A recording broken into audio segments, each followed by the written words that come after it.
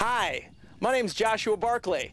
I'm a physics teacher at West Bloomfield High School and a renewable energy educator. We're here at the Dream Farm, our renewable energy demonstration project, to show you how you can do what is best for the planet, what is best for the local Michigan economy, and what is best for your wallet.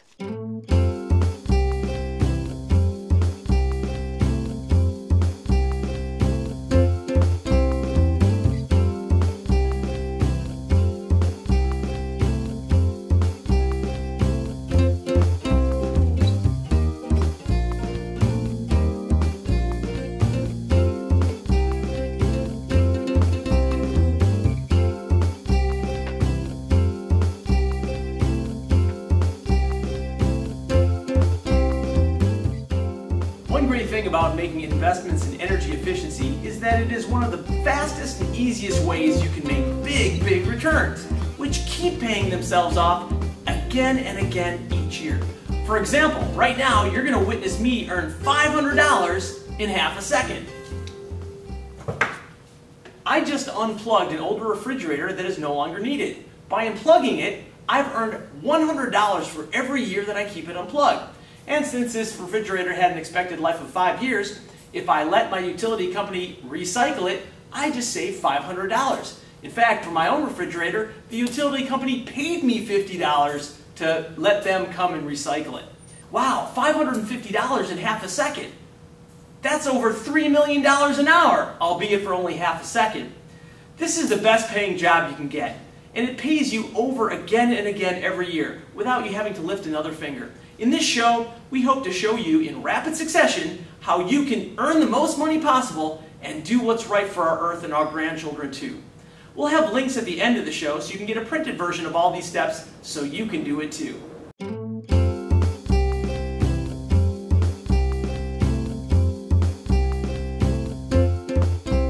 Help your refrigerator function more efficiently by placing jugs of water in any empty space inside.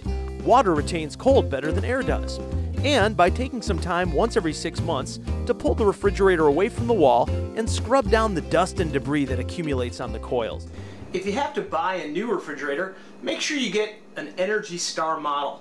Because the refrigerator is one of the most energy demanding appliances in your home, getting a highly efficient one can save you hundreds of dollars per year. You can also choose the air dry option for your dishwasher. Or just let the dishwasher stay open overnight. It works just as well.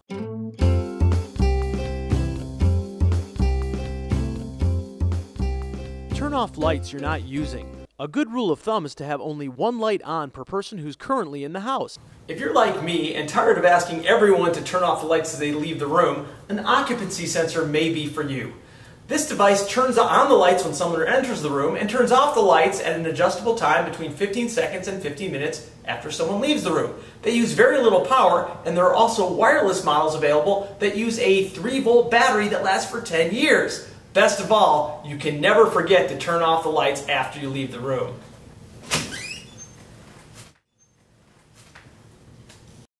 Right here we have two bulbs of near identical luminosity or brightness.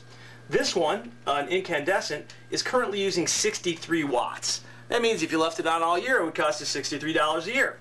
This one, of equal brightness, which is a compact fluorescent light, is only using 24 watts. About a third of the energy used for the same brightness. And even worse, if you use one of these incandescents, most of that energy is going to heat your house, which makes your air conditioning work a lot harder and cost you even more. Replace the incandescent light bulbs in your house, even if they haven't yet burned out, with compact fluorescent lights, also called CFLs. They last 10 times longer and use 1/4 as much energy as incandescent bulbs. Each bulb that you replace with a CFL will save you $30 or more over its lifetime. Please dispose of used CFLs properly. You can get them recycled at an IKEA store or Home Depot. Light-emitting diode bulbs, also called LED bulbs, are now widely available and have many advantages over both incandescents and CFL bulbs. LEDs are mercury-free and can last 50 times longer than incandescent bulbs, reducing overall energy consumption by up to 90%. They come in a variety of colors, including white and soft white.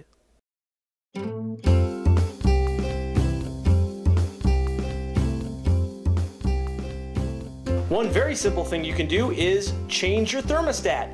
If it's in the summer, turn it up a few degrees. In the winter, turn it down a few degrees. Just doing that can save you hundreds of dollars. If you want, a programmable thermostat can be programmed to warm the house shortly before you get up and automatically shut off during the hours when you're away at work. If you use its features, it will pay for itself within a year.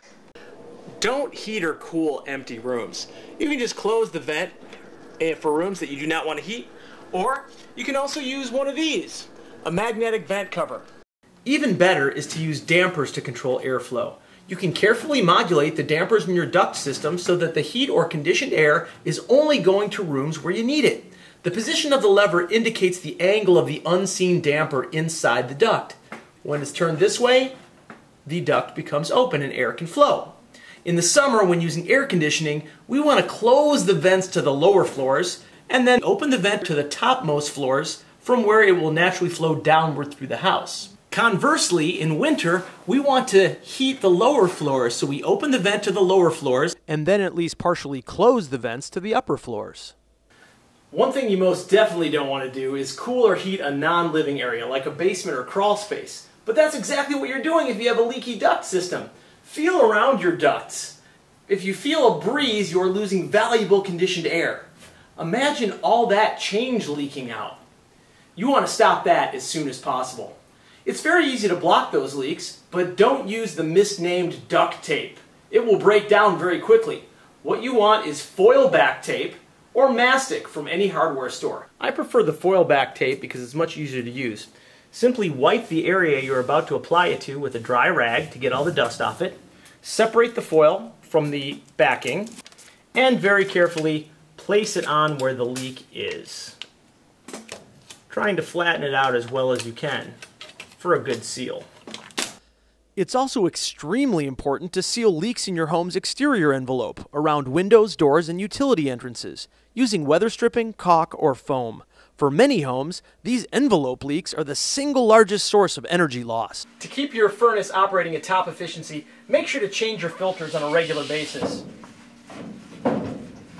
Install ceiling fans in your most used rooms. By helping the air in your home circulate, ceiling fans can help make your heating and cooling systems more efficient. During the summer, you want the air to blow down so it cools you with a wind chill effect. During the winter, you want the air to blow up so it mixes the heat in the room evenly. Because wood is a renewable fuel, you might be tempted to want to burn fires more often in your fireplace, when in actuality, burning a fire in an open fireplace can draw hot air out of your house and make you end up burning more fossil fuel. A better alternative is to use your fireplace sparingly, or alternately, if you do have doors, you can close them, which will reduce, but not eliminate, the flow of hot air out of your house from your fireplace. Planting trees on the north side of your house will also block the cold north winds from ever getting to your house.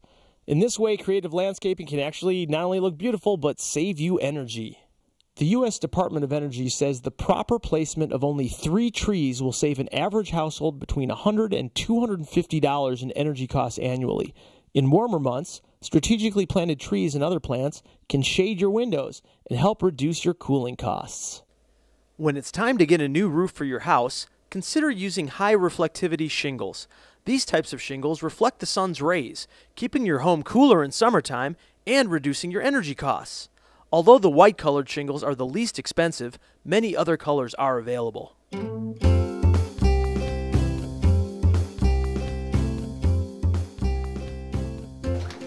We're here in the home office at the Dream Farm, and currently we're not using any of these devices. Yet, they are costing us money. Even if you have everything off in your office, it's quite possible it's costing you hundreds of dollars per year. If you take a look at our watts up meter right here, this tells us that we're currently using, with nothing on or being used, about 80 watts. When you do all the calculations, that ends up being a cost of about $80 per year for doing nothing. What's important to do to eliminate these electronic loads that are really doing nothing for us is simply turn it off at the power strip. When you do that, you will see that the amount of power that we're drawing goes down to 0. Now my home office is costing me $0 per year, and all it took was one finger on one button. Many TVs use approximately a quarter of their energy while they're off. Again, the way to solve this problem is to use a power strip and turn it off when you're done. A large TV may cost you up to $100 a year just while it's off. TVs, DVD players, computers, game consoles, printers, and cell phone chargers are just some of the devices that leak power even when they aren't on. Just turn it off, reduce it to zero. It's that simple. If you're planning on buying a new television, the best type of model to get is an LCD screen. The plasma screens tend to use a lot more energy.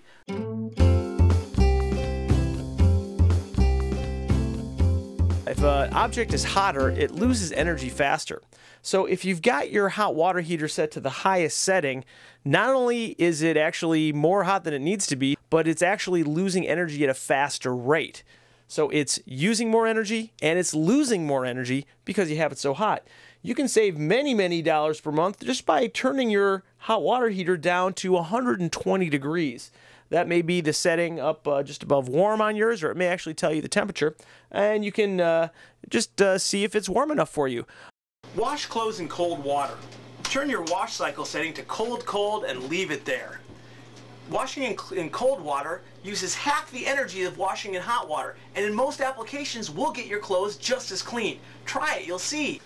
When it's time to replace appliances, make sure you use an Energy Star model. Energy Star models use quite a bit less energy than your typical brands. In fact, if you choose a washer, a front-load washer uses a whole lot less energy and less water, saving the environment in two ways. Consider skipping the dryer entirely and hanging your clothes to dry on a rack or clothesline. Many households spend over $100 per year on the energy used by their dryer. Another easy job you can do yourself is adding a blanket to your hot water heater. It's very simple. They usually come with their own tape, and by adding this little blanket to your hot water heater, it will typically pay for itself in less than a year. Installing low-flow faucets and shower heads will help reduce your water bill and your energy bill. Now that you have seen some of the many low-cost and no-cost ways you can green your home and save green for your wallet, stick around for part 2 of our show, where we will learn about how some slightly bigger investments can lead to way bigger savings.